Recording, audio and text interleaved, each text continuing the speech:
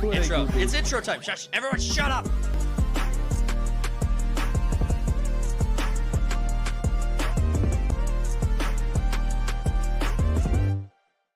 What's going on, main characters? It's your boy Talks Too Much with Third Party Studios. Welcome back to the channel. We got the Cody. What up? And we are going to be having a great show for you guys today. I'm really excited to get into all the topics. We're going to be talking about Ironheart. The movie trailer came out and people are pissed. I love that for it. HBO MAX, formerly Max, now HBO Max is... Formerly HBO Max. Now formerly Max. Now Max, then now HBO Max. So it's confusing, but they keep changing shit up, and we're here for it. We'll break it down for you guys. It's gonna be a ton of fun on that one. And then we have some amazing news in the independent creator space. Rippaverse Saints and Sinners is on the rise. They have a great crowdfunding going on over there. People can order their products. We're going to be showing you guys some of that stuff. It's going to be cool to look at. And I'm really excited that independent creators are doing so well. We need more wins. Guys, we can't stop racking in the wins. If you got a creative project, do whatever you got to do. Put it out there. Take a baby. I don't care. Just do whatever you got to do. Create something amazing. Show it off. Earn that gifts and go money.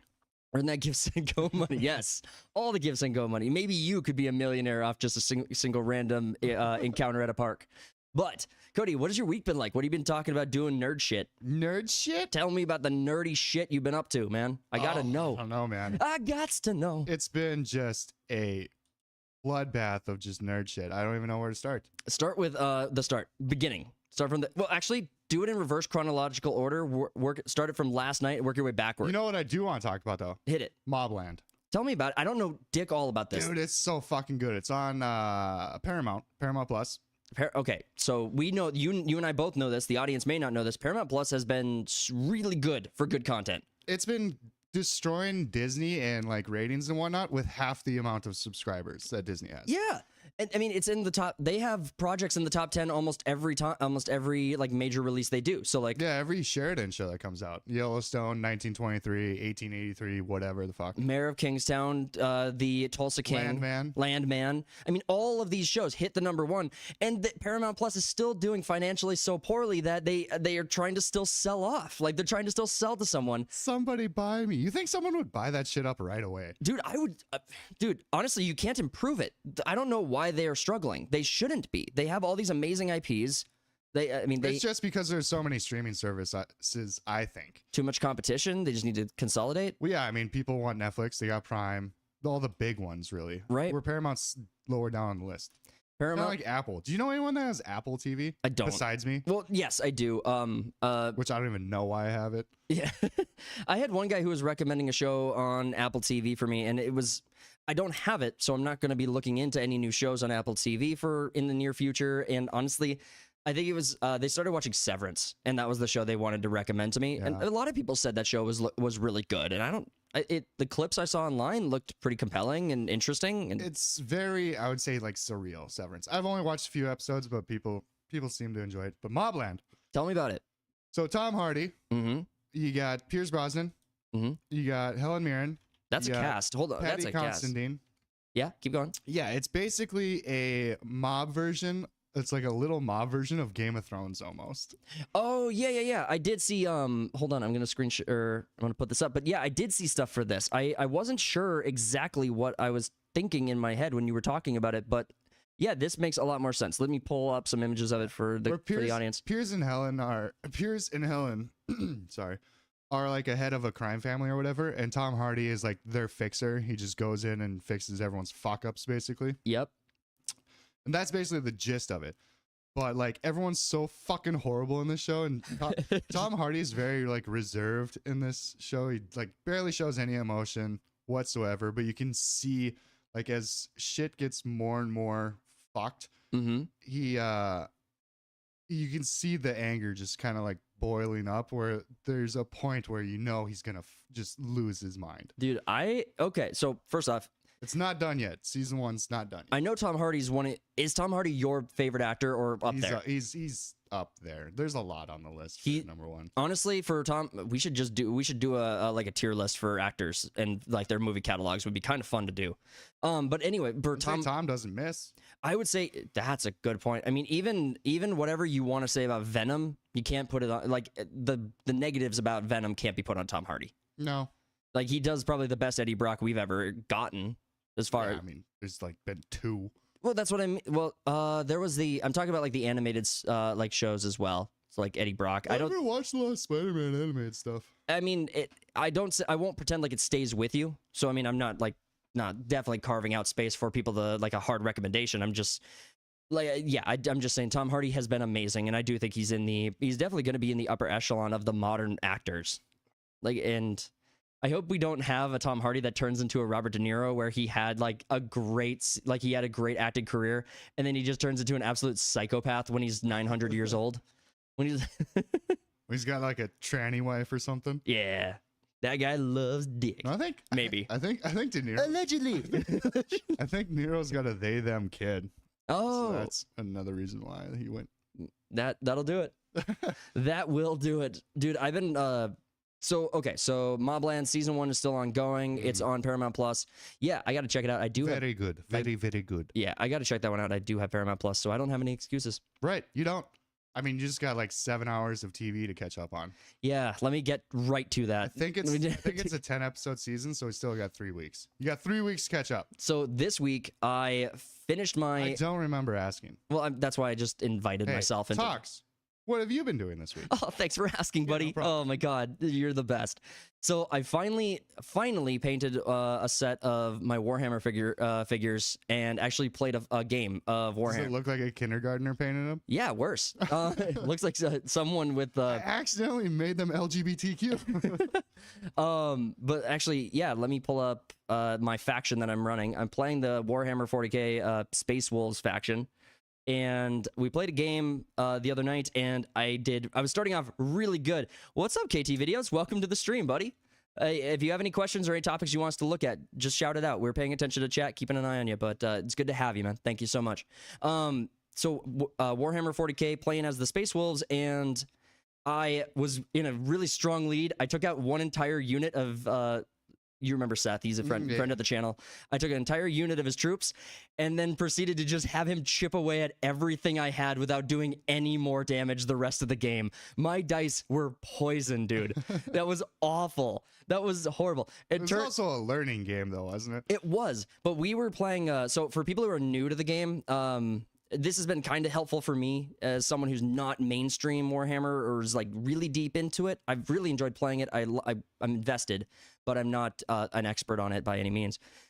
Combat patrol packs are small kits that you can get that will allow you to do basically a simple starter game with other people who have combat patrol kits, and you can use those to build into bigger units and bigger armies.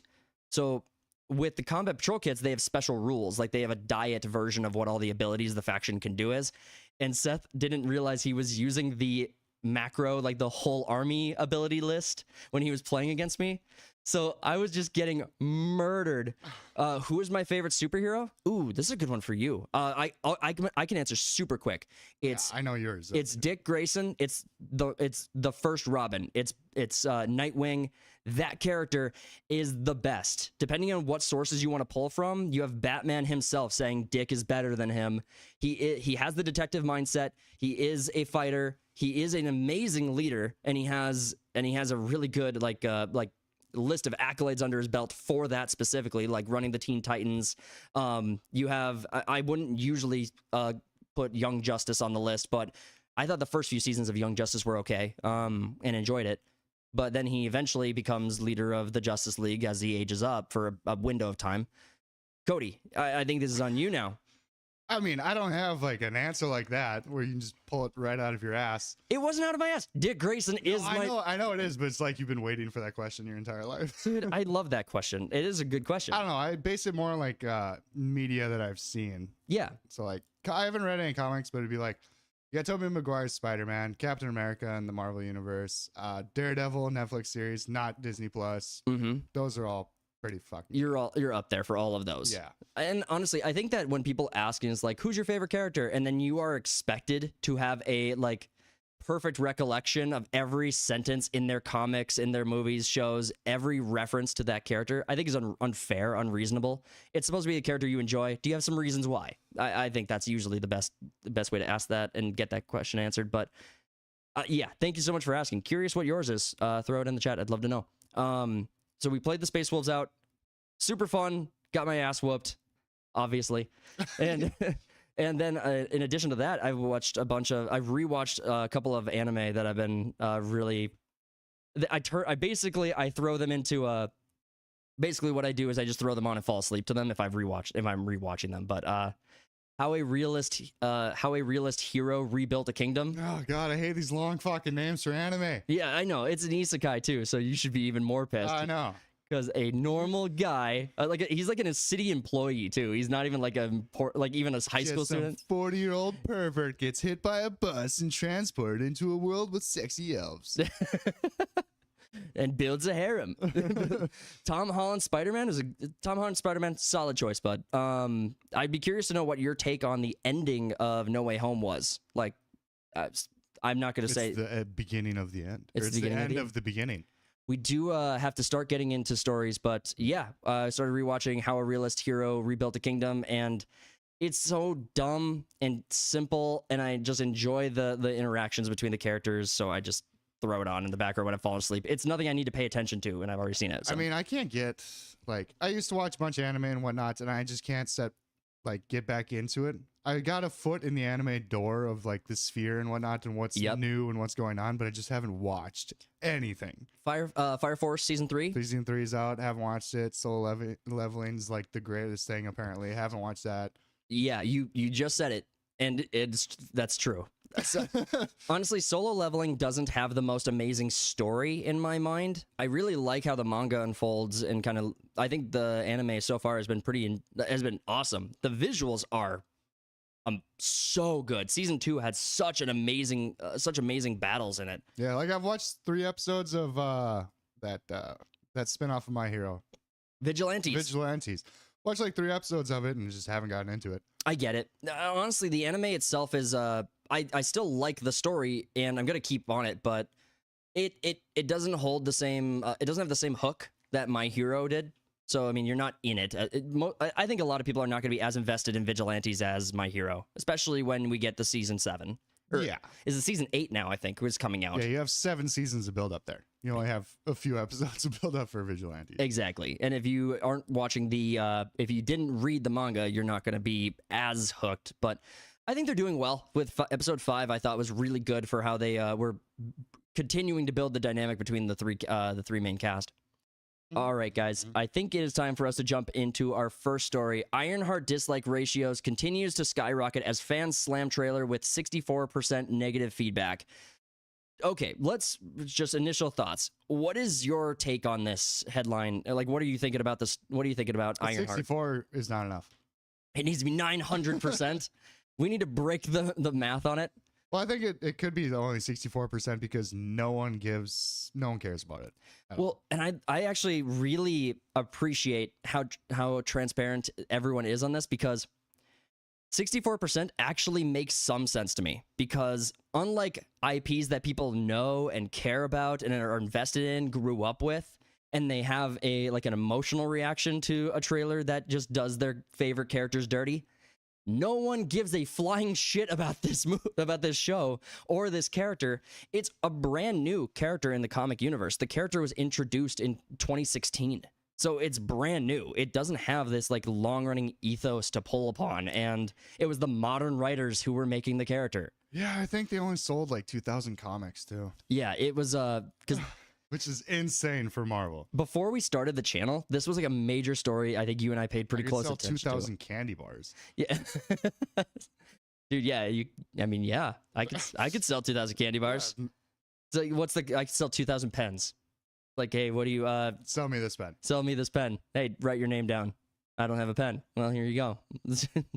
But my point is that we were following before the YouTube channel started, when all these new comic books with the LGBTQ messaging in them, they were focused really hard on the modern messaging. They were attacking the original creators. They were pushing industry legends out of these major creative studios for comic books.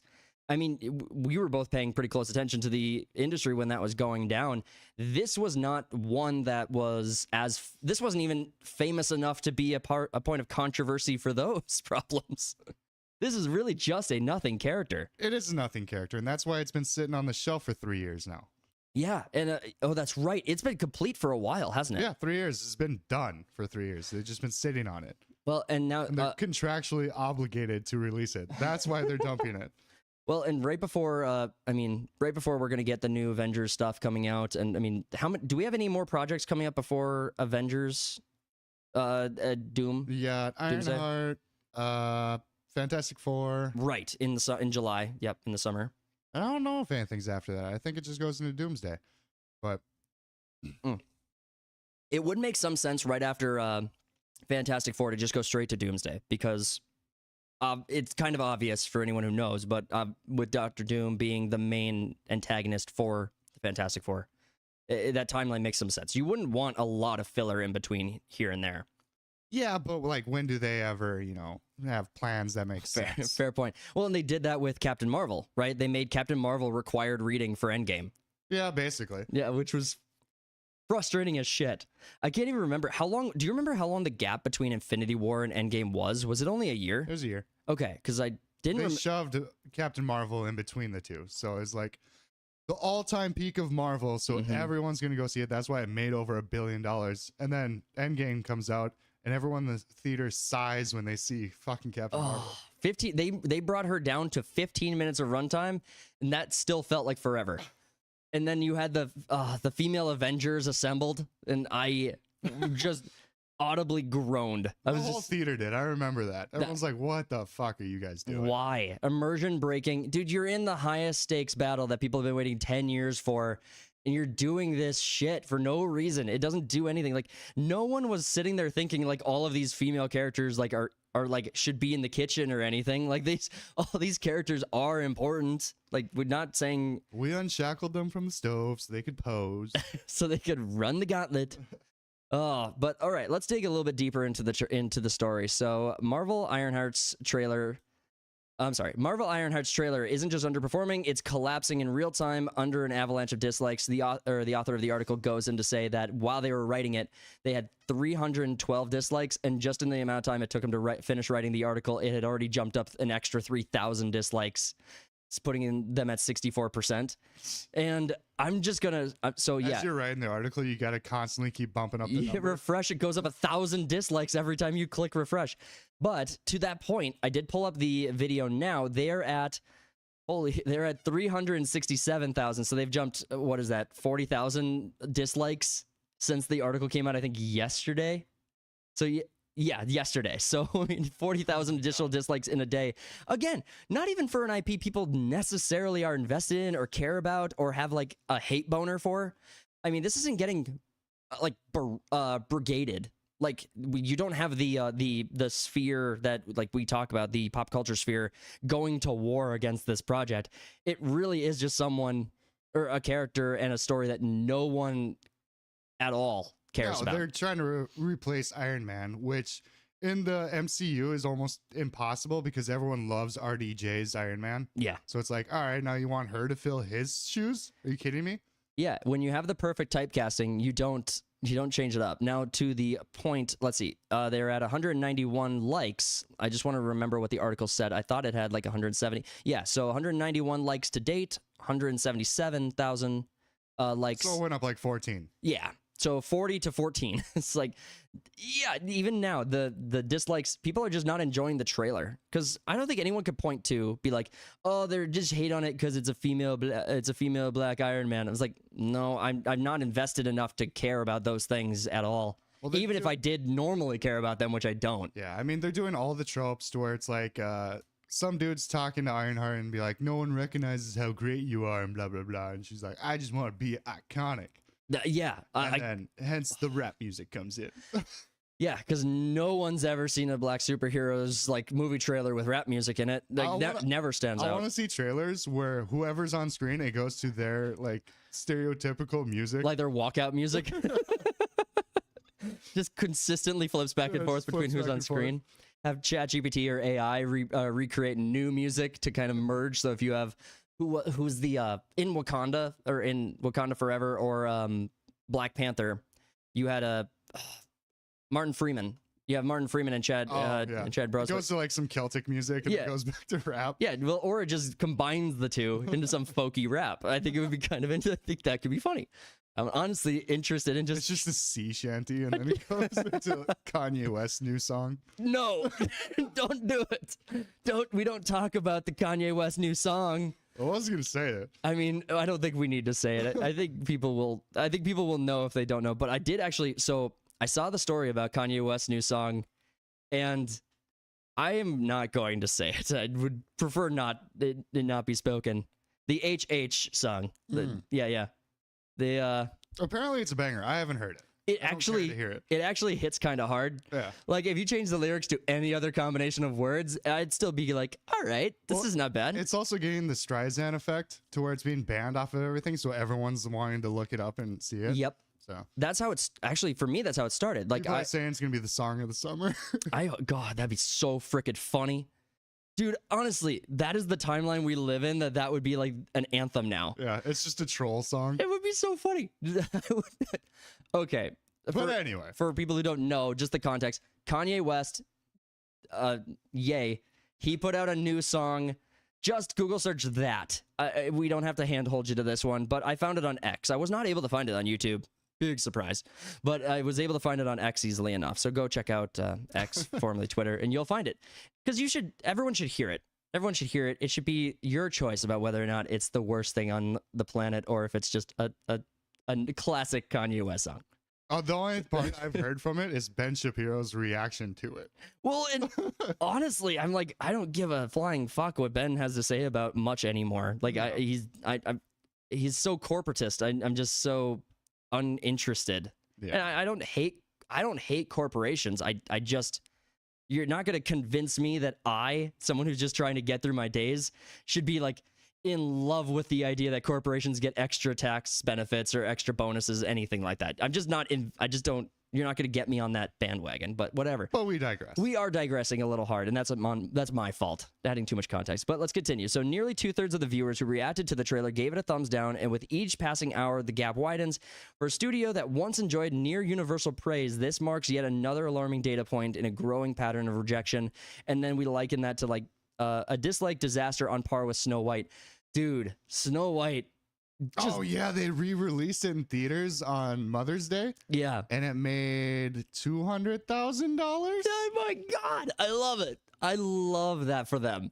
It's insane. Because you know what's funny about this is that Snow White. Oh, by the way, it Go was ahead. like $50 a theater for how many theaters they put it in. So like Wow. 2 people from each theater went to go see it.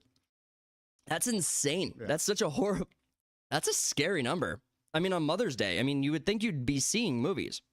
I mean, some people go out and do that. I don't know. There's just a lot of brawls on Mother's Day, Yeah. like Cracker Barrel and shit like that. Oh, Cracker Barrel. I wish we had one here. It's not far. The one we have is not. I've never been. You never. What? No, Guys, dude, I'm not white. I can't go there. can we get 10? If we get 10 likes on this video, Cody, we'll go to Cracker Barrel. We'll make it happen. How far is the nearest one? It's in the middle of the state. Oh shit. The capital. Yeah. But yeah, we gotta go. But we live in the whitest state and there's one. yeah, there's one Cracker Barrel. How did we get so fucking like poor? But a dislike disaster on par with Snow White. Snow White and Wish, the 100-year anniversary, and Snow White should have been the 2 movies that just broke Disney's wallet wide open and just made everything huge for them. That should have been like their hard push. And to be fair, they did, but both movies flop so hard. Wish is the only one I'm kind of like, I need to double check the numbers to make sure I'm right on that, but it definitely did not hit what it should have. No I mean, way. But when it comes to Disney, it's also like they've been destroying their brand for long enough to where even normies are like, I don't think they're going to have anything I want to see. right. Yeah. It took Mufasa fucking months in order to make a profit. And after sabotaging Sonic, because Yeah. it was battling with Sonic 3. Sonic did even better. Sonic, But like I'm watching Andor right now. Yeah. On Disney Plus. I'm not You're not sailing the the high seas? seas. Yep. And so I'm not paying for like the advertisement free one. Right. Just take the advertisements and just Yeah. So there's about 3 commercial breaks per episode. Oh my god. Each one has a 15-second advertisement for the new Lilo and Stitch coming out. So I've seen that 15-second clip about 60 times. Lilo and Stitch is now what do I think about this? I don't want to dig too deep into Lilo and Stitch, but if they're marketing and pushing it that consistently, well, and also they might just, I can't tell if that is them pushing it super hard or if they just don't have a lot of advertisers flocking to Disney Plus to give a lot of diversity to the short ads. Well, it's mostly Big Pharma that's advertising on there. It's insane. Why does that make so much fucking sense? They were advertising like just rent out an office in Disney headquarters. Yeah, they're advertising something for like, I don't know, joint ailments or whatever. And then the next advertisement is like, take this pill if you have Cialis. It's like take Cialis. If you're getting certain side effects from this one that we just advertised. I love you. I freaking hate Big Pharma so much. I love Big Pharma. They are so entertaining. Here's a medication that's going to kill you. Yeah. See your doctor. Take this other medication to avoid that one killing you. And it's a daisy chain. Yeah, something. But Snow White, Wish, they should have done blockbuster numbers. And even if Wish made money, which I don't think it did, I mean, still should have done way better. Should have been newsworthy numbers. Well, yeah, it was supposed to be a celebration, 100th anniversary or whatever, and they just turned it into a shit show where the antagonist of the movie was actually the right. He was in the right. He was the correct guy. He was actually why don't you just grant everyone's wishes? We all learned this lesson in Bruce Almighty. It's like if you're God and you just give everyone what they want. Simon Pegg did a movie like that too. Yeah. Oh yeah, that's right. Where aliens gave him a magic hand and he could just wave problems away. Literally just wave a problem away. That's crazy. Good. I mean, I see clips and it looks fun. It looks like an enjoyable film. Disney's Snow White is still the gold standard for Backlash, raking in literally millions of dislikes, sparking months of controversy. Now Ironheart seems to be rising up as a contender to the infamous crown, proving that Disney's superhero branch isn't immune to the same rejection plaguing its remakes. Yeah, true. Yeah, true. It's absolutely not immune to it. I mean, if anything, honestly, I think that superhero movies are probably the more common thing to get super hard hit on Disney product. The two things that stand out to me when it comes to normal Disney films would be like the Buzz Lightyear debacle. Holy shit, I forgot about that movie. Right, like the Buzz Lightyear debacle is one that stands out to me. Wish was a problem, but some of them, like Inside Out. Elementals, I think, was one too. Elementals got hit hard, but now we're in superhero movies. The Lion King actually got disliked. Lion King actually suffered a dislike ratio on its trailer. So I mean, most of what they put out, I would say, if they're not blocking it, or if they're not hiding things, usually suffers a bit. Most people who are on YouTube paying attention, I think, are the ones who are leaving the theaters or not watching the films. It's the normies who still have cable or just watch Netflix consistently. Yeah, that aren't plugged into the news cycle. Aren't paying attention. And you know what? Fine.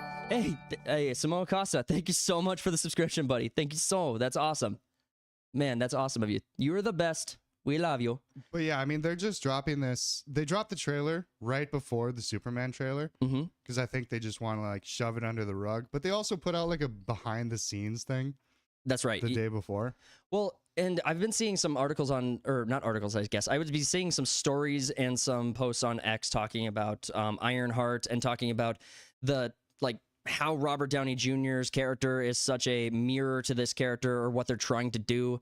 But they were pushing for more extra representation, things like that. And I get it. You have a message, but if it's not, I mean, movies need a theme. They don't need a message. Yeah, this whole message thing died years ago. That's why they've been sitting on it for 3 years. But they won't stop doing it, though. I mean, okay, you said they had an obligation to put out this movie or this show contractually. So, yeah. I mean, we'll see what happens with it. But I mean, Disney Plus is where things go to die, it seems, mostly. Well, I mean, everyone loved Netflix's Daredevil. Right. And then they made the show on Disney Plus, and it didn't even break the streaming charts. No one watched the new Daredevil. Do you think anyone's going to watch Ironheart? Right. Well, and they were... you had... What are the actors' names for Daredevil? It's the guy who plays Kingpin, and then it's... Vincent D'Onofrio is Kingpin, and then Charlie Cox is... All right. Thank Dear you. devil. Yeah, they had a post, or they'd put out a short video or a post praising one of the Marvel projects, and I think it's Ironheart. I'd have to double check and refine that post. I should have saved it.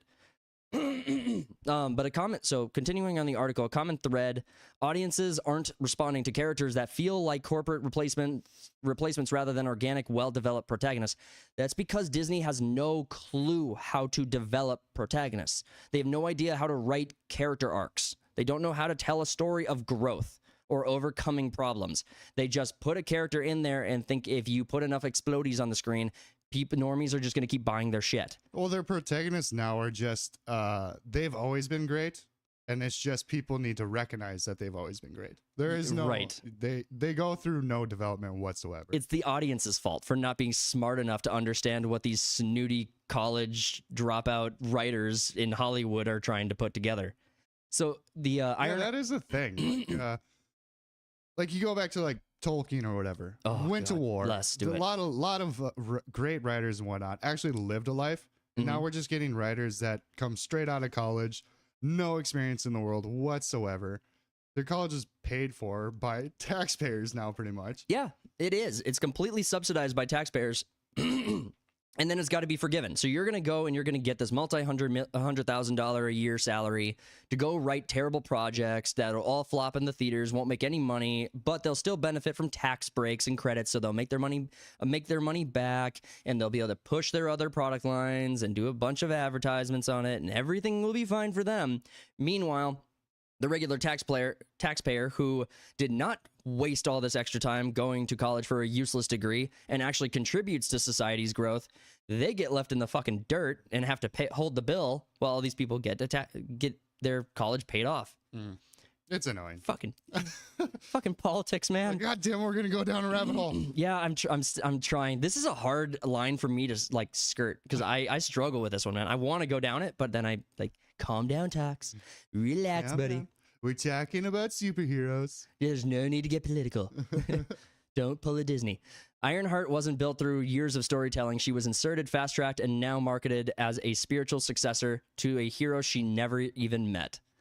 Yeah, Marvel's desperate name drop strategy. So the marketing for Ironheart has leaned hard onto the legacy of Iron Man. In the recent Empire feature, actress Dominique Thorne recalled a backstage interaction where Robert Downey Jr. gave her 2 thumbs up. Marvel has clung to this moment, framing it as a symbolic passing of the torch. Yeah, this guy's article is like kick ass. I'm sick of these like passing on the mantle thing. Yeah, you don't need Captain to. America. We're getting it with Shuri or whatever. That's the new Black Panther. Yep. We're getting it with Ironheart. We got even Spider-Man, which Hawkeye passed it down to Kate Bishop. Yeah. Did you say? Do you mean Falcon? Which fair? No, Hawkeye. There was a Hawkeye show. You remember that? No. Yeah. There was a Hawkeye show. Haley Steinfeld played Kate Bishop, I think, or something. I got no idea. So First she's the new Hawkeye. Jeremy Renner's Hawkeye. Hawkeye. I thought you were saying Hawk Guy. Hawk Tua guy. I thought you were saying Hawk Guy because I was thinking Hawk Girl from DC Universe. Yeah. And I was like, what the hell did we just hard flip to? Hawkeye. Yes, that. Spider-Man too, but they wrote that well. Where Spider-Man had the Iron Man handing it down, but they actually did that through character development, growth, dialogue, putting these characters together into scenes. Taken away and proved himself and blah blah blah. And honestly, if you wanted to do anything with a mentor passing the torch, realistically, it should be Tom Holland. Tom Holland is the only character that makes sense to be an Iron Man replacement. I mean, because he even has his in not No Way Home. Far From Home. He even has he builds his new Spider-Man suit, custom Spider-Man suit. Yeah, but now we're in the place where no one even knows who Spider-Man is. Yeah, he's in the desert alone, captured by terrorists who don't know his name, and he has to build his suit from scratch. They're just remaking Iron Man. He's practically Iron Man, but he's actually in New York. So he's swinging from sand dune to sand dune.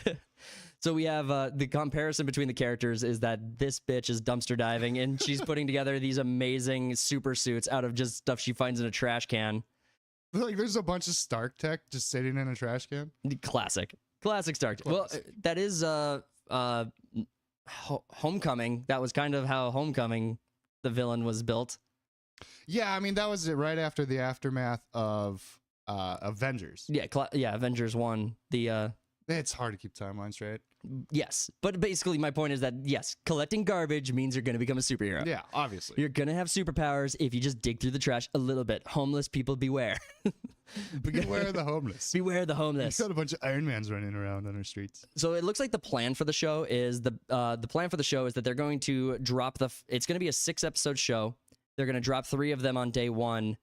And the article goes on to say, the Backlash isn't just about tone or legacy, it's about strategy. Marvel will release 3 of the Ironheart 6 episodes on day 1, a move widely seen as an attempt to inflate minutes watched metrics before the inevitable drop-off. It's the same tactic used for Echo, another Disney Plus series that failed to land though in Echo's case, Marvel dropped the entire series in a single day. Well, it's also, what was it? Minutes watched is a number that every major studio tries to play with those numbers. Like you can move the numbers around really well if you just have if your all show the metrics. isn't being watched, you just throw out minutes watched. Right. 'Cause minutes watched could mean like they do it based on like how many people on an account, shit like that. Yep. I mean, say you fall asleep to it and it just keeps on playing. Well, and let's talk about Amazon for just a second. With Amazon and Rings of Power, they keep making the excuse that Rings of Power was not meant to be a financial gangbuster that made the studio a bunch of money from itself. It was a marketing ploy to get more people on Prime Video. So they wanted to build the streaming platform subscription numbers up. And, Prime Video is a hard one to look at and be like, how many of these people are on Prime Video because they have Amazon Prime? And how many of these people are there because they organically like the content? I've given Amazon praise for some of their creative works. I think that what they did with Has-Been Hotel, they gave Vivzy Pop full creative control with the new season she's got coming out. Vox Machina is successful. People really love that show, and I don't know what the numbers show as far as like was there drop off in season 2. I expect there probably was a little, but yeah, I stopped watching season 2. Didn't I describe it as like the Fast and Furious? You said it was Guardians of the Galaxy in a D&D setting. In a D&D setting. Yeah. And I don't think friendship wins the day. Friendship does win the day always. But I'm looking forward to more of that storyline. Critical Role has another animated project coming out, but it's going to be it's going to be a different art style. And when they put out the teaser content, I was not at all impressed. I don't like this new art style they're trying to go for, and maybe it'll be amazing. And I'm just getting ahead of myself. But Amazon has some great things, but I don't think most people are on Amazon Prime because they are looking for like the best catalog of content. I think they're there out of convenience because they can get Prime Video. Yeah, I mean the only show like Boys is on Prime, right? Boys was Boys was good. Season 1 was good, and then it just started slowly dropping off. Mm-hmm. I think Invincible is probably the best thing they got. Oh, that's a good point. Yep, Invincible. And but other than that, I don't really watch Prime at all.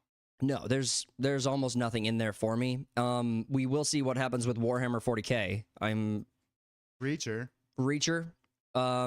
Terminal List is I thought I read somewhere Terminal List is supposed to get a second season. I don't know that that's true. Yep.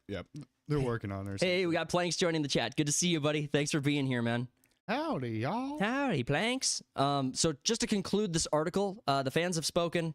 The dislike ratio speaks for itself, and we can use the article's numbers, but again, if we just look at the actual trailer, the actual numbers on the Marvel Entertainment's YouTube channel, they have 300. I'll just hit refresh real quick, see if it 367. I don't expect it to have gone up, but how funny would that have been if it would jump like 30K? It would jump another 3K. Yeah, so 367,000 dislikes to 191,000 dislikes, so nearly a 2-to-1 now. Or I guess it has a ways yet before it's 2-to-1, but it's close. And so just to wrap up that story, we have from that Park Place and the author Marvin Montanaro, Ironheart dislike ratio continues to skyrocket as fans slam trailer with 64% negative feedback. Great article, great points and good details on it. Really appreciate the work that you guys put into the stories here. Let's move on to the next one. Warner Brothers Discovery has decided to change Max back to HBO Max because branding is hard. This article comes to us from Raven Redgrave, who's a co-host on the Gothic Therapy YouTube channel. They do amazing work. A little bit later I'll make sure to shout them out again, but I want to encourage you guys who are listening to go check out their stuff. They do great work. Their stuff is fantastic. And honestly, the industry would benefit from having them have a wider reach. So hope people go support. I love the title of this. Branding's hard. It actually is, in my opinion. As someone who's struggled independently to help build the third-party studio like brand, it is tough. It's not the easiest thing in the world to reach 1 million people. HBO had no excuse. They had all the money. They had a catalog of amazing work. They just chose Max, which is honestly, I don't know why it does not sound as organic and does not roll well. It was HBO Max, and then Warner Brothers acquired Discovery, so they're gonna do like some like Discovery Max or Discovery HBO kind of thing, and they just went with Max, and everyone was like, well, that's retarded. It really is, and I can't even articulate why it was retarded. It doesn't make any sense that Max itself as an isolated name is bad. Hulu, I mean, sounds good. Max sounds bad. I don't know why. Everyone knows what HBO is. They really do. Young people don't. Young people are not paying attention to HBO Max. There's no. I think they have their own channel of like kids content, but nothing on there is above the bar. They have all the Cartoon Network stuff. True, but and Discovery. Okay, so you're right about the Cartoon Network point. I do forget that Cartoon Network is no longer a channel, so you do forget about that. But what is your take on the change? Like, do you think that this was? Do you think there was a motivation to not go to something else and go back to HBO Max? Like, why not change it up again? Well, I think it's because HBO is a recognizable brand name. It is. It is. Like when I talk about like, hey, I'm watching the show, whatever, it's on HBO. Right. I don't say it's on Max. Right. Yeah, that's a good. Who the fuck is Max? Who is Max? It's on the dog. Someone put the movie on the dog. Yeah, but everyone knows what HBO is because HBO's got a great reputation. They put out awesome shows all the freaking time. Every year, and I think we did kind of had a whole generation with the world basically watching Game of Thrones, and every episode starts with that static screen HBO. Blah blah blah. Yeah, you had that. You had House of the Dragon continuing on after. You had Westworld. You had I thought season 1 of The Leftovers was really good. Season 2 did not hold as well, but some people really liked it. You had a lot of great shows from HBO. Rome was good. Yeah, that's a good point. But we're kind of referencing like a golden era of HBO. And even before then, you had Band of Brothers, you had Pacific, and you had those specifically. And then you had, you have other names I'm not even remembering off the top of my head, but HBO had this amazing Sopranos. The Wire. Yeah, their catalog was awesome. What is good today? I mean, maybe. Velma. Yeah. Velma. Velma. Can I see behind door number 2? Let's see Velma. But no, I still got House of the Dragon, but who knows when the next season's going to come out? We don't know. You're right. Yeah, you're right. I heard someone mention that's not going to come out till freaking like 27. It's like, what the hell? What happened? They're waiting for someone die. They're waiting for Rings of Power season 3 to drop, so they can just drop right back on top of it. Yeah, it's just going back and forth. I do not understand. Like that is so fun as an outside viewer to be like, oh, cool, House of the Dragon is just shitting on and making Rings of Power look stupid. Is that their marketing strategy? I mean, kind of. Or is there like an actual beef between the creators of either of these projects? I love it when billionaires beef. Dude, it's fun. We got robbed of the Mark Zuckerberg, Elon Musk fight. I like the pettiness of it. I did too. It's like, I got so much money, dude. They should both still fight for charity. I think they should still do a fight. Yeah, it's like when Elon told Bob Iger to go fuck himself on national TV. God, I love it. We have lived in a genuinely beautiful time. It's been hard, but it's been hard and it's been chaos. But looking back, you see that it was all beautiful. Like no one else in history will have the same lived experience that we will have. It's like Walt Disney himself and the dude that started McDonald's having a fuck you and your burgers. Fuck your burgers, dude. So I didn't like Bambi. I would say what? No. Oh, I was like, is that a genuine opinion or a hot take? I don't know, could be. I don't remember the fucking movie. Well, when I was like 5. All I remember is mama deer dying. Yeah, and get turned into delicious venisons. Yeah, just flips from that point of view where the hunter just takes her home, chops her up, makes venison steaks and shit. Bambi and Thumper follow him home and is just watching get butchered. It's like, oh my god, the whore. Is Bambi public domain? Can I do something with that? That's an interesting question. I doubt it. I doubt that it is because I mean I'm pretty sure it came out on. I mean, you don't even really need. It's just a deer. It's just a deer. We just make Bambo. Call it. This is Bambo. Dambi or something. Dumbo. Dumbo's a mixture. Dumbo's also not. All right, we're getting a little. All right, I'm getting a little dumb here and kind of forcing it. But let's get into the article. So we are going to talk about the movie itself, or I'm sorry, the channel itself. So first HBO Max, then Max.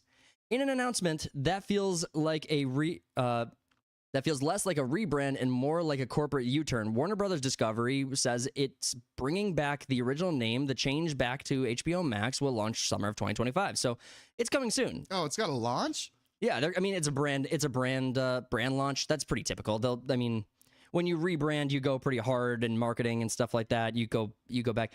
And the good news for them is they don't have to spend all the extra money developing the marketing for the rebrand launch. They just copy and paste from a few years ago. Exactly. They just go into this warehouse somewhere in the middle of the desert and just open up a shipping container and just pull out these big these big drives and just blow the dust off of them, plug them in the computer. There you go. HBO Max. I do love the name HBO Max. I do think that was just always better. So let's just continue on. We got a name so nice they used it twice. If it sounds absurd, that's because it is. The decision to drop HBO in favor of Max in 2023 was sold as a bold move to appeal to a broader audience. The strategy aimed to make room for a wider slate of programming from Discovery, TLC, HGTV, among others. The goal was clear: shed the old school HBO brand and compete with the likes of Netflix, Prime Video, Hulu by casting a wider net. They also did it because HBO is known more for its more adult content, more mature content. Yep, that's true. So they're kind of trying to shed that and be like, no, we got shit for kids and whatnot too. I'm curious, do you think that there is a category of human being who watches shows, movies, whatever, and they intentionally gravitate towards the garbage? Do you think that person is attracted to the dumpsters of entertainment? Yeah, I'd say so. Do you think that HBO had a reputation before, I would say pre-COVID, I would say, to be honest, of making the best content, the best movies, the best shows, the best characters, the best cinematography was HBO. It was the gold standard of quality content. Now we had one-offs in everywhere that had amazing shows. FX is a great example of that. FX made amazing originals. The Shield was really impactful. Sons of Anarchy had a really good run. That got into a weird branding thing too because they had FX and then FXX. Yeah, for movies specifically. Or just more intense shows that they couldn't really put on FX. What was the other one that I was thinking of? Breaking Bad. So I mean, they've had HBO's had competition. My point is that they were the gold standard of the highest quality content. And I think that when you say you want to appeal to a wider audience and you're recognized for making amazing stuff, you stop making amazing stuff and you start lowering your standards. And in the idea is that you're going to gravitate and pull in normies. Plank says, of course I know him. He's me. What do you... I missed that. What did I... someone that gravitates towards garbage content. Oh, I got you. Yeah. Yep, I know him. He's me. I mean, I was going to say someone else, but yeah, you can take the blame. Yeah, it's all your fault, Planks. Garbage content is just garbage. And he's also quoting Star Wars, but... Oh, okay, that makes some sense. Han Solo. Ben Kenobi. That's right. That's right. Of course I know Han Solo. But yeah, so that was just a thought. That was just a thought that kind of came to my mind as we're talking about this, because you have such a reputation for amazing content, and then you just throw it all down the drain, and you bring in the Cape Crusader, Velma. You intentionally sabotage your brand with these awful IPs, and I think it's saturating the brand. It's because we're in streaming wars right now. Max, HBO, formerly known as Max, is wanted to buy up a bunch of shit to put on their service, so they had more content for people to watch and whatnot. But then it ends up just saturating, just becomes shit. Exactly. Instead of being held to a higher standard. How about quality over quantity? I would take that any day of the week. And quality is the thing that's supposed to be making money. The merit of everything in entertainment is supposed to be that you are paid so that people can watch the thing they want to watch. That's your product. If your product is instead just advertising or marketing for something else, I don't know. I feel that that's complicated. That gets weird. Yeah, maybe they also do it to justify a higher price tag. That could be it. It's like Apple TV, Paramount, they don't have as many shows, but they're also like $8 a month for advertisement free. Where Netflix is like 25 right now or something. And Disney Plus, we had a story on Disney Plus I think it was like either the end of last year or just the beginning of this year, where Disney Plus upped their prices and added a fee for password sharing. If you wanted to do password sharing, you could pay this extra amount a month to allow for multiple households. So yeah, I haven't looked into it. Disney Plus also had everything raised. Let's keep going with the article. Yet as many critics pointed out at the time, the Max didn't come with the same built-in credibility that HBO did. While the move might have made sense on paper, in practice, it didn't exactly pay off. Max, after all, was more closely tied to Cinemax, a secondary, less prestigious network than the home of Succession, The Sopranos, Euphoria, House of the Dragon. I mean, formerly known as Skinamax too. Well, I mean, HBO, Cinemax, and who's the other one? Didn't they all have adult content on them? Like all these major movie, all these major movie channels. When it was Stars or something? No, Stars sounds right. Actually, I think maybe that was it, because that was a major movie channel. But I think they had like late night skin flicks. So I mean, I'm pretty sure they had like the very scantily clad, Skin flicks. very feminine or pro. That's known as Twitch now. Yeah, and it's free. Now barely a year later, Discovery is walking it back, bringing back the HBO Max moniker in what can only be described as a branding do-over. According to the official Warner Brothers Discovery press release, the HBO Max change will take effect sometime in 2025 as part of a larger shift in strategy. I'm so excited. Let's pull up that. Let's actually pull up that webpage, because I do have that. So on the on the Warner Brothers Discovery website, this is where you could find the actual announcement. So the press release came out. It says, "Coming soon, same app, newish name, the plot twist everyone's been waiting for. Max is becoming HBO Max, coming home this summer." They should have really leaned into it, because they said, scroll back up a bit. Yeah. Because they said newish name. Yeah, They that's should've a fun said joke. Max is re-becoming or something like that, and just keep going with the joke. Yeah. They just keep saying over and over and over again, just keep spinning it. All right, so Warner Brothers Discovery announces Max to become HBO Max this summer. So the actual announcement at Warner Brothers Discovery, upfront presentation, that is insanely small. I'm going to zoom that in for you guys. That's what she said. Thank you. Don't make fun of me. I have 5 inches. You don't see me bragging about it. At the Warner Brothers Discovery upfront presentation in New York today, it was announced that Max, the company's premier streaming platform, will be rebranded HBO Max this summer. Warner Brothers streaming business has incredible momentum, turning around its profitability by almost $3 billion in just 2 years and scaling globally with 22 million subscribers added over the past year, with a clear path to over 150 million by the end of 2026. Bullshit. Bullshit. Fuck, man. No way that's real. Fake news. But them also saying their profitability by $3 billion. It's like, aren't you guys like 55 billion in debt? Yeah, you guys are losing money on everything. You guys are canceling movies just to save yourselves on some tax money getting back. You guys are literally counting the pennies. You guys counting the pennies on everything. 22 million subscribers feels like a lot for HBO Max, but I mean, the idea that you think you're going to get 150 million by the end of 2026 when House of the Dragon isn't even slated till maybe 2027, you have no other major products that people want. There's nothing else that could possibly drive people to 150 million. I'm trying to look up right now and see what other streaming services are doing right now. Yeah. Pull that up. I'm gonna keep reading through this real quick. This is thanks to an enormous amount of hard work, investment, refocusing the strategy on the programming that is working best, like HBO. Recent box office movies, docuseries, certain reality series, and Max, and local originals, and deprioritizing other genres that drive less engagement or acquisitions. So yeah, you don't have the money to acquire anything, so acquisitions was not your choice. Deprioritizing other genres. I mean, you guys realistically should have been the ones to take on Paramount Plus, but that deal is not going through because you can't buy them. Planks through a couple of other comments in the chat. I want to get to them real quick. So I have to imagine all of this rebranding is driven by marketing executives worried about keeping their jobs. Man, I wish I had that kind of optimism. Yeah, exactly. That kind of optimism that's insane optimism. Well, right now, You might have been talking about my 5-inch comment though. that's centimeters, bro. Anyway, streaming yo. subscribers right now, you got Netflix at the top, obviously, with 270 million subscribers. Okay. Amazon Prime, just over 200 million. Disney, 150.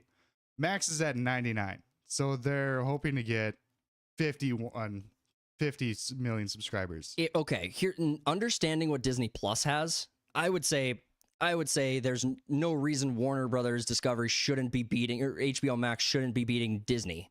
I mean, that should definitely be possible. But I mean, again, you have no new content coming out. Even if you change the name back to HBO Max, that's going to do absolutely nothing. Anybody who cared about HBO Max's content was already on, and no one's going to come back to it just because you change your name. Maybe, I mean, nobody. There's probably one dork who will, or maybe like even 10. Oh my God, they changed the name back. I miss HBO. That was the reason I left. Fuck Max. I hated the name so much, I left. But yeah, like you saying that they don't have anything really coming up. The only thing is House of Dragon. I can't think of any big shows that are being like, yeah, let's go watch HBO. Everything's Paramount or Netflix or Amazon. If they brought on Paramount Plus, that's the only thing that could maybe make sense. What did Paramount Plus have? Is that 71. 71? They're 25 mil or 27, 8 mil. Maybe that's the number. Wow. I mean, if they did that, they could probably do it. Because there might be a lot of sharing between like Paramount and HBO Max. So I mean, they probably have duplicating Also with those numbers. Max, why would you even subscribe to it when they're leasing all their content out? You can watch a bunch of DC shit on Netflix. Yeah, or on the Seven Seas with Jack Sparrow. Yeah. I mean, they lease all their content out anyway, so. Yeah, and the movies they put out, I mean, are hit or miss. We're gonna have a horror. I don't know what to say about Superman and what the DC universe is going to bring, but as soon as that stuff gets pulled onto Max, it's not gonna be an accolade. The Dune movies are on Netflix. Those are Warner Brothers exclusives. Yeah. So. Oh my God. Yeah, if you want to hit that 150 million subscriber number, you have to cut all those licenses. You really have to lock your stuff down hard. Yeah. Which you think that they'd be good at, considering how evil these guys are on like the public spaces of social media. Like you can't like say we were to watch the Superman trailer. We'd be taken down almost immediately. Guys, if you're listening and you look at the thumbnail of the live stream that we're on the live stream we're on, we put HBO Max in the thumbnail. I'm surprised that they didn't come to our house with guns. I think we're in danger. Cody. HBO Max, open up! I love that meme. That's one of my favorites. All right, just to try to see how much further. Oh my God, I don't want to read this whole press release. Don't do it. The point. Don't do it. Yeah, let's see. Is there anything in here that's worth touching on? Let's see. There's a comments from the presidents and okay. So David Zaslav, president and CEO of Warner Brothers Discovery. The powerful growth we have seen in our global streaming service is built around the quality of our programming. Today, we are bringing back HBO, the brand that represents the highest quality in media, to further accelerate that growth in years ahead. It's content. You're not known for the name, you're known for the content. The name represents that. I could see David up in his office, whatever, just touching himself. He's like, I got an idea. He does absolutely nothing. He's just like, why don't we switch it back to HBO? Remember when it was? And then it's in front of a boardroom. He's just touching himself, and he's like, oh yeah, no, let's do this. And everyone's like, yeah, good idea. Hey, don't high five me. Don't high five me, you creep. You freaking weirdo. So we're going to be seeing that rebranding happening, and I think the press release was actually pretty thorough. I think they at least they've laid out their vision, what they want. But I mean, I can say I want to be at 150 million subscribers by end of 2026 also. Guys, get to work. Come on, audience. You guys got to step it up.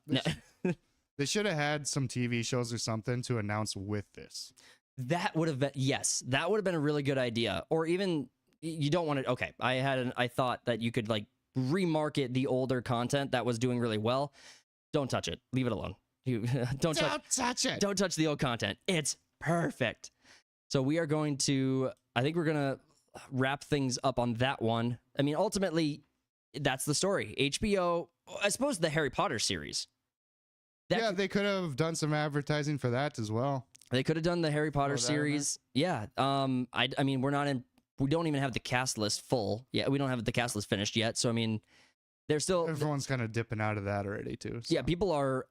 Honestly, I don't understand why they self-sabotaged with the race swapping of Snape.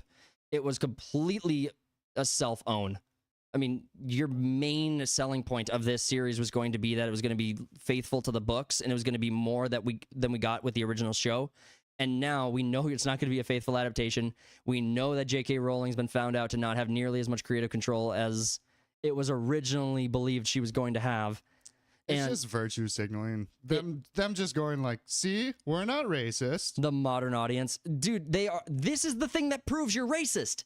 It's tokenism. You just had to. You didn't do it because you wanted the best person in the role. You did it because you wanted to check a box and put someone of color into a role, and you knew that Snape was going to drive articles, but articles don't drive box office numbers. Not all good publicity, or not all publicity is good publicity. No, like this is especially in entertainment. I mean, it seems like it's proving the case more and more. Every time you make a mistake, you get put on blast across the entire world and everyone's talking about it.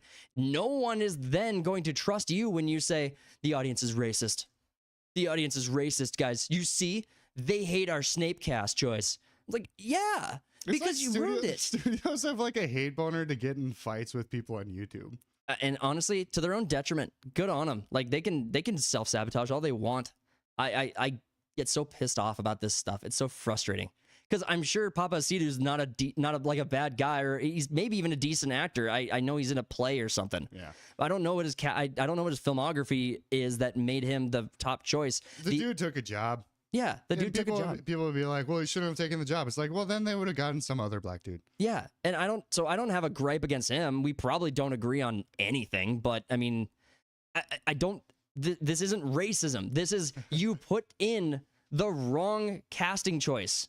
You were supposed to be faithful to the original story. Again, you're never going to convince me that that was the right call. So let's do a biopic on Nelson Mandela, and we'll get Christian Bale to play him. Ooh. You know what? Actually, Muhammad Ali, Mark Wahlberg. Someone made a comment about the Snape choice because we were talking about the J.K. Rowling video last week.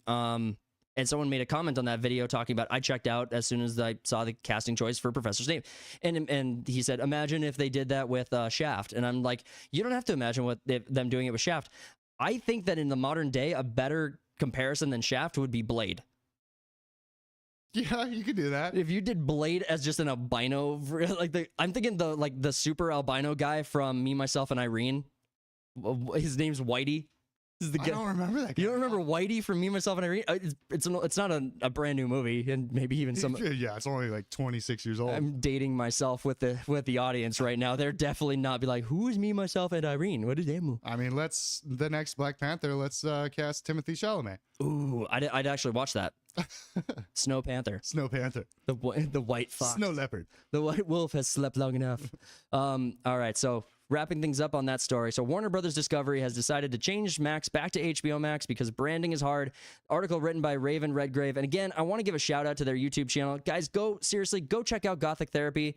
They've been on the climb this year. They've been making amazing content. They've been putting a lot of work into like not undercover, but unveil a lot of what's been going on with Sweet Baby Inc. And they've been some of the best resources for information on Sweet Baby Inc. They've been just fantastic. I think their content is amazing. They do hard work, and you guys can follow them on all the social medias and stuff, but go check out their stuff. If you guys like our content, I think you guys will really like a lot of the stuff they post. So, all right, let's move on to our next story. In the independent space, we get to talk about Yay! Rippaverse. Yeah, I'm so fucking excited. I have so little to look forward to in life. But let's read. So at the article, Rippaverse Saints and Sinners comic collection surpasses 100K in first day, proves power of independent storytelling. All right. You know more details about this project than I do. We have the website pulled up. We'll dig into it a lot deeper. We'll look at the article a little bit more critically. What is your perspective on this story? Like just before we get into the actual article details. Well, I mean, we were talking about Ironheart earlier and how they sold like, I don't know, 2,000 fucking comics or whatever. Mm-hmm. They've already sold more with Saints and Sinners. Rippaverse has been killing it with every project they drop pretty much. Yeah. It's been like $1 million project. And Yeah, they are fantastic. Well, all the independent spaces. You had Shadowversity, who put out their Shadow of the Conqueror book. Got a copy of that. Thought it was awesome. You had Yellow Flash dropped a book. Yellow Flash dropped the book. You had the Critical Drinker had his movie, his short film, which I thought was really good. He invited criticism on it, and I think that it was too fast paced for what they were trying to do. They had a limited amount of time to work with, but then they had to cram in a lot. And I thought it was really well done for the project that they had. But I do think that movie, that story, deserved more time than it got, which is really frustrating when you have limited budget and you have everything. You can't do everything you want to. But that crowdfunding blew out his expectations on what he was asking for. Well, yeah, I was like, they got like 10 times the amount that they were asking for. Yeah, the movie. What was it? It was originally going to be like 20 minutes or like even 15 minutes. Something like that. And then it got up to like 50 minutes or like 45-minute film. So it blew up. It got huge. Planks through something in here. We probably wouldn't agree on ownership of my bike. Sorry. Do I have to explain that one to you too? Well, we're in a different article. I'm guessing that we probably That's why I didn't bring it up. Okay, thank you. sorry, Planks. That's on me. Rippaverse. Okay, so with the Rippaverse and all these independent creators winning, and then you have, the Critical Drinker is it's Will Jordan, right? That's his that's his his pen name. I don't know which one. Critical Drinker's not on his birth certificate. Not that I know of. Are you sure? But he is Scottish, so. Oh, they do it weird over there. Yeah. They allow you to buy a single square foot of land to be a lord. Be a lord. I'm gonna be a king. So dumb. You guys do weird shit over there. But who am I to judge? But he's already an acclaimed author. He's already had books that he's put a shitload of books out. Was it Nerdrotic's dropping an autobiography? Dave Landau's doing the same thing. Yeah, these guys already has. It turns out all you need to do to be a successful independent creator is have several 100,000 subscribers. Yeah, we could do it. Totally. No, just kidding. But I'm pretty passionate about this topic because we've been working really hard on our own independent projects here at Third Party Studios, and I'm really looking forward to having more to show. Well, with Rippaverse, Eric July, with the Saints and Sinners comic collection, he's bringing in, it's 5 different authors. Yeah. A few of them have never even written anything before. Mm-hmm. So you got Az from Heels vs. Babyface. He's doing a comic. Mm-hmm. Mahler is doing a comic. Drunk 3PO or Jay, he's doing one too, but he's got like a couple children's books out there as well. Yeah, he's already got some stuff under his belt. Yeah. You got a lot of independent guys just like, here's a story. You get 15 pages, write something. Kick out. Throw it out there. It's basically, as I understand it, and you correct me if I'm wrong, it sounds kind of more of like an anthology because these characters don't sound like they have to be connected. Each story is different from each other. And I'm excited to read it. I'm going to be looking at... yeah, I want to see what these guys can do. Honestly, I'm going to be just getting all the shit. I'm going to have a whole room dedicated to this run probably. Maybe I'm overcommitting, but I'm really excited. So Rippaverse Saints and Sinners comic collection surpasses 100K in first day. Independent storytelling wins again. So let's read into the article. The Rippaverse continues in its upward momentum, and this time it's breaking ground with something brand new. Its first ever anthology, Saints and Sinners. In just 26 hours, the compilation comic surged past the $100,000 revenue mark, showing that there's a massive appetite for bold, independent storytelling beyond the traditional comic book gatekeepers. Guys, this is what we've been saying. Independent creators can win. They can put out amazing work and succeed on the merits. Just if you have a story that you haven't told yet, just do something. Throw it out there, put a YouTube channel up for free, throw it out there into the ether, and see what comes. Work on it, make it better, do whatever you need to, but keep telling your stories, keep making good stuff so that we don't have to be entertained or pretend to be entertained by big products, big production. Don't have to rely on the big corpos that don't care about the product they put out. Exactly. And as these franchises die out, there is room for people to rise up and become the new leaders. Rippaverse is the one I hope takes the place for DC or Marvel, or at least rises above. Marvel and DC aren't selling shit these days when it comes to comics. I would still love to see like a side-by-side comparison of Rippaverse versus Image, and then see how they're climbing. Because I think that would be an interesting comparison. Some analytics. Yeah, some analytics. As of this writing, Saints and Sinners has racked up over 144,000 in sales with over 4,000 books sold, a staggering figure for a creator-owned title that doesn't rely on the advertising machine of Disney, Marvel, Warner Brothers. The success is a major win for indie comic book scene and a testament to the Rippaverse's passionate fan base. The reason the fan base is passionate is because from day one, we knew their mission statement was going to be focused on good storytelling. It was going to be a single timeline. They weren't going to get into the multiverse, into the alternate timeline bullshit. And every character's life, every character's death, every character's struggle was going to matter. And it was going to build into something like greater. Yeah, and it wasn't going to be like a Daily Wire thing where like they're going to do their own thing, but they're also going to inject their message into it instead. Right. Rippaverse is just about telling good stories. They don't care about we're not going to give you the conservative side of things. Exactly. And I mean, these are the studios that need to win. I'm sorry. The independent creators get to choose their champions. And for a while, it was Daily Wire because they were promising us that they were going to be freedom of speech, absolutists. They were going to go forth and march onto into the entertainment sphere and bring back good storytelling. And then, yeah, we got a couple of examples, like in the early days. In the early days, you had Terror on the Prairie, Run, Hide, Fight. Yep. And I mean, people who watched both of those films told me that they really enjoyed them and actually thought the studio did a great job. So I mean, Hollywood can be defeated. You just have to know what your product is, and you just have to care about the product itself. If you care about the budget, the dollar amount, if you're focusing too much on the things that don't matter, your story's going to suffer. So like if we spend 8 years on like one of our projects, I mean, yeah, that's because I want the project to be good. I'm not passionate about it. Yeah, we're not interested in putting a single product up on a shelf that we don't even have any passion behind. The quantity over quality thing. Yep, exactly. So when described as a collection of 6 unforgettable tales that explore the gray areas of morality, I first off love that. That's always been like a great space to tell a good story. In morality, delves into stories of vengeance, obsession, redemption, and sex. No, supernatural, sorry. Sexual natural. This is not the safe, sanitized storytelling you find in the mainstream. This is a universe teeming with mystery, divine forces, and characters who operate far from the conventional superhero mold, which is, again, that's really all we're asking for is just good stories. I would be curious what, like, Rippaverse is obviously like a superhero universe. That's the category it falls into. But I would be curious if Rippa would expand outward into other genres beyond the superhero. I'd say it's going like kind of like a DC route, I would say, with like Swamp Thing, and they got supernatural shit like that. Like Mahler's working on one that I think is more like an Indiana Jones kind of supernatural take on it.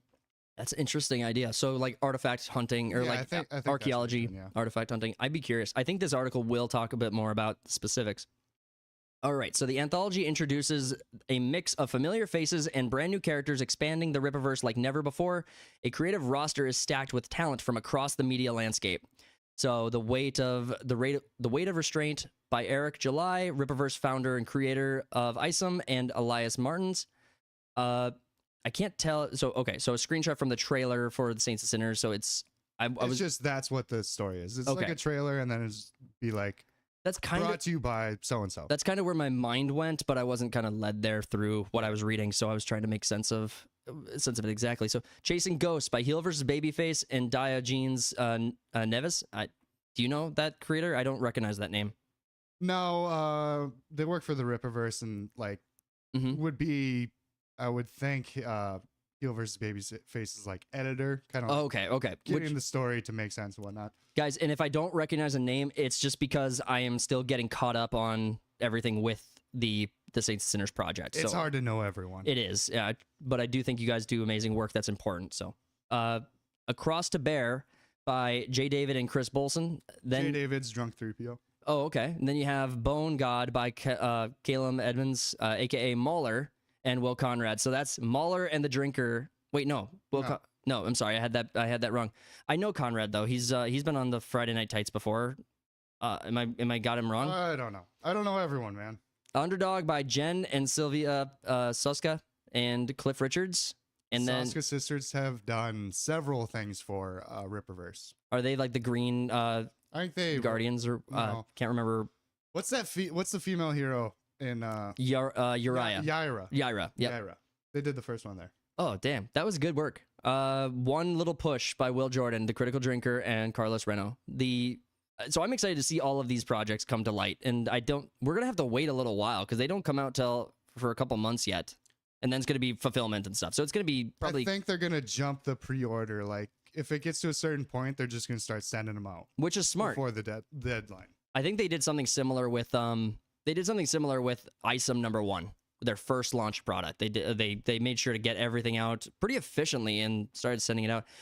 One thing about ISOM #1 was I was late to the party on getting some of those orders in, so I wanted issue art. I wanted the art issue C art, but it was sold out. It was sold out. I was late to the party, and realistically, I probably will get one of the graded like collector case ones. Yeah, when Rippaverse was first announced and they were doing ISOM, that was such a cool like rollout and how much support he got right off the bat. That campaign was... It was fucking insane. Well, this is the thing. The sphere of people who get consistently attacked by major studios by calling them sexist, racist, they just hate trolls online. These are people who absolutely have a heartthrob for good storytelling. That's all they care about. You have emboldened and impassioned warriors who just love good storytelling to attack you as their day job. They hate what you keep putting out so much that they were called to create their own work. I think that a lot of these people would have probably stood down and not put themselves forward to create more work if they were just being entertained in the media spaces that they loved. Well, yeah, that's how Rippaverse was created. Eric got sick of Marvel and DC and fuck it, I'll do it myself. He Thanos'd it. I'll do it myself. Just snap that finger. Just snapping the shit out of it. Together, this lineup offers a wide-ranging set of stories that blend dynamic visuals with philosophical themes, delivering a true celebration of what makes the Rippaverse so distinct. And we have a quote from Eric July. It's about exploring the space between good and evil. When describing, we want readers to think, to question, to engage. You want thought-provoking content. That's the idea. Yeah, I mean, you always want the black and white, the good and bad. I mean, there's some good stories in there and whatnot, but the in between is always good. Yeah, I think like Game of Thrones explores that in every conversation they have, because every character is taking on more than they probably would be if they were just normal people. But instead, they have to, like, do they leave their family? Do they run from home? Do they kill their dad on the toilet? I mean, like, all of these things are a little gray area. I ask myself the same question every morning. Do I just shoot my dad on the toilet with a crossbow? A crossbow from the 1500s? Like, sorry, I have to. Come on, the memes. Shoot. Whether you're a longtime supporter or curious newcomer, Saints and Sinners looks to be a pivotal entry point into the ever-growing Rippaverse mythos. And I agree. I think that this will be a really good place for a lot of people to come in, see a lot of small, short stories that you can that you can find your favorite character in. Because Rippaverse, it was at launch, you either like ISOM or you don't like ISOM. And I think most people who gave it a shot found a lot of things to like about ISOM's character. And it's been slow. The roster, the Rogues Gallery, has been expanding ever since. Yeah, and we got the actual website up here, so I want to show this off real quick so we can go through the collection options real quick. We got the pre-order selection. We got 62 days to go, so we got 2 months to go. Fulfillment. What was it, over 100 grand already? Let's check it. And you still got 2 months? We got 143,000 in total sales with 4,000 books sold, 4,033. So yeah. It's going to be 4,034 in a little while here after we wrap up the stream. Because this is, honestly, these are all artists that I genuinely like. And I really want to show the support for, even if I got the book just to sit on my shelf, which is not going to be the case. I'm going to crack that thing open day one and just get through the entire thing. But even if that wasn't the case, I just wanted to show support. There's nothing wrong with that. You can support the people you think are working towards your shared goals. But then I've got to refresh this because that looks ugly. All right, so we got the collection. Oh, it actually jumped a lot. It jumped up 500 books sold. You're welcome. You're welcome. Since we started the live stream, Because I just loaded it before it's been an hour and a half. So, wow. I don't know what goes on Saturdays over there, but they got 2 more months. Yeah. So 160. So they're at 161, almost 162,000 now with 4,500 books sold. And again, you're welcome. This is where we mentioned it right away at the beginning of the stream. No, a lot of different collections on here to take advantage of, whether you're looking for just a variety of the books to take advantage of, or you're looking for merch to grab onto, the collection trading cards to take advantage of. I mean, they have a lot of good looking stuff in their campaigns. These big like collector kits, they go by quick too. Yeah. And they really do, especially when you're looking at, so the Saints and Sinners. Let me pull this up real quick, because you got the variety of arts and you got the variety of posters to pull from. So you have the different cover art. And each one of the cover arts is going to have its own limitations on how many you can get, because for people who aren't new or who are new to comic books, they are collector's items. They are not a thing you just have an infinite amount of forever. It's not an infinite inventory. Yeah. But I think the best you can maybe hope for is in the future you get some sort of reprint or mass production of it. If you're just looking for the story, you probably will always have access to the story. But these runs of cover art are going to be limited edition and going to be exclusive. I think the art number D, or the art D, is the one I think I like the most. You like the D the most? I like D the most. Yeah, damn right you do. So I'd be curious. I think it's Cross to Bear. So that one looks pretty cool. I might pull the trigger on that one. But then you got some of the other packages there. You have the shirt design. You have all the posters. You have trading cards for the trading card game. You have all the different.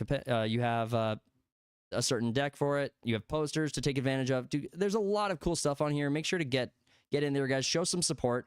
Independent creators need support. If we just let them make the product, but then we don't support them, all of that effort goes to waste. It's demoralizing. We want to make sure that we are winning this war. Yeah, you'll just be stuck with Disney products if you don't. You got to vote with your wallet. Vote with your wallet. Exactly. So if you guys were thinking about going to the theaters this weekend and putting $50 into a Disney movie, instead, put your order forward for some Rippaverse merch, or some Rippaverse products, and get excited about that, and you'll actually have a much better time reading through those comic stories. Get a bunch of stories rather than one shit one. Speaking of Disney, so you got the commercials watching Disney shows or whatever? Yeah. And they've been advertising the Thunderbolts. They're like, #1 movie in the nation for the past 2 weeks. I'm like, yeah, because nothing else is in theaters. Yeah. Well, that's frustrating because, right, we had a lot. We liked it. We liked it. But it's not doing well. No, which is, yeah, it's frustrating. It's like, it's also not #1. That movie, I think it's called Sinners, actually. Yeah. Is that vampire movie? Is that Michael B. Jordan? Yeah, that's been doing gangbusters. Yeah, insane. They have some guys. They have some milestones here that they want to look at. So with 5,000 books sold, so I think we were at 4,000 and change right now. 4,500, I think, is what I just mentioned. At 4,500 books, at 5,000 books sold, we are adding a brand new hardcover edition to the collection. This edition will showcase the stories written by Eric July and Soka Sisters. So. Yeah, we definitely want to at least get to that with 2 months left to go, and every one of these people just jumped 500 in an hour, hour and a half. Exactly, and every one of these creators is going to individually be invested in making it successful. So we're going to see guys. You're going to see a lot of news around this one if you're paying attention to this sphere.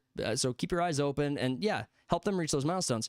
$250,000 sold. We will see a concept art book added, which those are pretty cool. That's not something I get super hard over, but I'm glad to see they have more variety of content in there.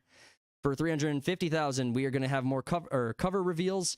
At this milestone, we are revealing the covers for 3 upcoming Rippaverse titles: Norifica, Glorious Death, The Black Eye Club, and The Cursed. Those sounds kind of badass, actually. Just the titles alone sound kind of good. Africa. At 500,000, the new title announcement. At this milestone, we're revealing the next major Rippaverse project, a brand new title, a brand new story. Be the first to hear what's coming next. So we got a ways to go, guys, but we can get there. We just got to work on it together. Keep your head up and keep moving forward with good storytelling. We got a ways to go, but we're on the right track, and this is really optimistic. Just showing that I hit refresh and it jumped so many. So let's go back to the article and we will close things out by saying, what do we got here? All right. So from that Park Place and Marvin Montanaro showing love and writing a great article. Rippaverse Saints and Sinners comic collection surpasses 100K in first day proves power of independent storytelling. Independent storytellers win. So we are going to wrap it up there, guys. Thank you so much for joining us on the Third Party Podcast. We hope you enjoyed yourselves. If you did, please consider subscribing. It's free. It's the best way to show your support. You can always change your mind. And we are working really hard to earn your guys' support and trying to reach 1,000 subscribers this year. If you can help us get there, it would mean a lot. Smash the like button to help us reach further out into YouTube. We know they're all working against us. They suck, and I hate the YouTubes. Comment below what your story, what favorite story you guys like today, and what you guys want us to be covering in the future. If there's any ideas you guys have, share the video out there. Hang out in the chat with us next Saturday. Don't forget to tune into Sunday Slackers tomorrow, and we will end it there. Don't forget, go tell your stories. Peace out. Bye. I tell myself that everything will end up alright. Just push yourself, test yourself, figure out what you like, and find your limits, don't be rigid, always work towards a prime. Surround yourself with open minds, people can change your life. A few friends with intent can help you feel alive. Find a passion, take some action, and with a little time, just be patient, make a statement, try to enjoy your life.